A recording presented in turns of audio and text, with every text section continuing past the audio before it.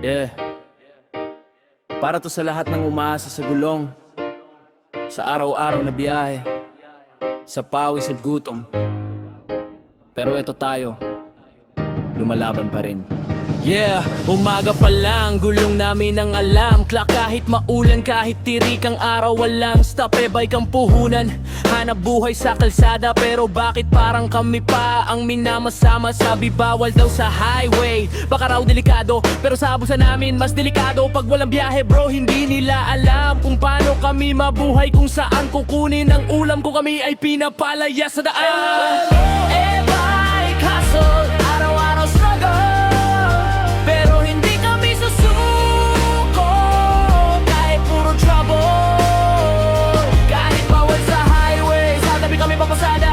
Para sa pamilya, kaya naming magbago ng ruta. Bike hustle, yeah, ito ang aming buhay. Kahit anong rules ilagay, tuloy pa rin ang arangkada. Boy, barangay roads lang daw, sige no problem, basta may kita kami, gagawan namin ng paraan yan. Left turn, right turn, kahit gaano kalayo, basta makauwi lang kami, may pasalubong sa bahay. Yo, nakaka-stress, nakakawalang gana minsan, pero pag naalala ko yung anak ko, balik agad ang laban. Hindi namin kalaban ng batas, respeto namin yan, pero sana naman unawain nila ang taong naghahanap buhay lang. Bike hustle, araw-araw struggle, pero hindi kami susuko kahit puro trouble. Kahit bawal sa highway, sa tabi kami papasada.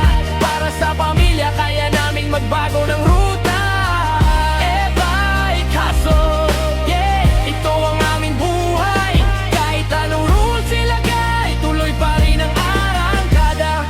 Boy, kami nasa gulong, hindi humihingi ng sobra. Trabaho lang, bigyan lang kami ng tamang espasyo. Safety, oo naman, kaya naming sundin yan. Basta wag niyo naman tanggalin ang tanging kinabukasan. Para sa lahat ng driver ng e-bike sa bansa, laban lang, hindi nila mabubura ang pawis, sakripiso at puso ng masa. Kahit ilang bawal pa yan, tuloy pa rin ang pasada.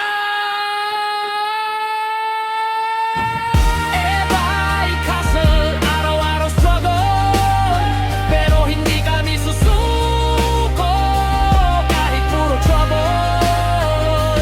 Kahit bawal sa highway, sa tabi kami papasada.